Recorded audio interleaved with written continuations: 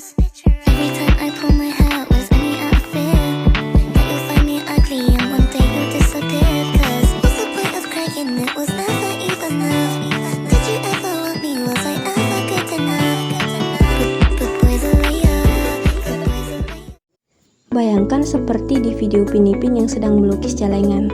Celengan itu ibarat tabungan yang disiapkan untuk masa depan. Nah, asuransi juga mirip seperti itu. Tapi tujuannya khusus untuk berjaga-jaga. Jadi, kalau terjadi hal yang tidak terduga, seperti sakit atau musibah, beban biaya tidak akan terasa berat karena sudah dipersiapkan sejak awal. Sedangkan dalam asuransi syariah, prinsipnya lebih menekankan kepada kebersamaan, yang dimana uang yang dikumpulkan bukan hanya untuk keuntungan sepihak saja, tetapi digunakan untuk saling tolong-menolong antar peserta, seperti menabung bersama di satu celengan besar, yang dimana celengan itu digunakan untuk saling membantu saat ada yang sedang membutuhkan. Ketika musibah datang tiba-tiba, seperti Ibu Mail yang mendadak sakit dan membutuhkan biaya berobat yang sangat besar, keluarga bisa langsung merasa kaget, bingung, atau bahkan frustasi karena tabungan tidak cukup untuk menutupi semua kebutuhan.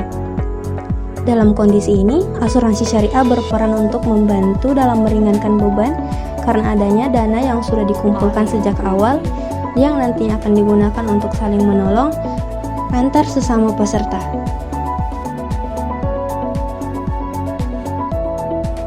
Di Indonesia, asuransi syariah diatur dan diawasi oleh Otoritas Jasa Keuangan atau OJK, serta wajib untuk mematuhi Fatwa Dewan Syariah Nasional Majelis Ulama Indonesia atau DSN MUI. Secara hukum positif, Undang-Undang Nomor 40 Tahun 2014 tentang perasuransian menjadi dasar utama penyelenggaraan usaha perasuransian di Indonesia, termasuk asuransi syariah. Selanjutnya, ketentuan teknis asuransi syariah diatur dalam POJK nomor 67/POJK 05/2016 tentang penyelenggaraan usaha perasuransian syariah yang mengatur aspek kelembagaan, produk, pengelolaan dana tabarruk, serta mekanisme pengawasan agar sesuai dengan prinsip kehati-hatian dan syariah. Dari sisi kepatuhan syariah, Fatwa DSN MUI nomor 21/DSN MUI /10/2001 tentang pedoman asuransi syariah menjadi pedoman utama. Fatwa ini menjelaskan bahwa asuransi syariah menggunakan prinsip ta'awun atau tolong-menolong, bebas dari riba, gharar, serta maisir, dan menggunakan akad yang sesuai syariah seperti tabarruk dan wakalah bil ujrah.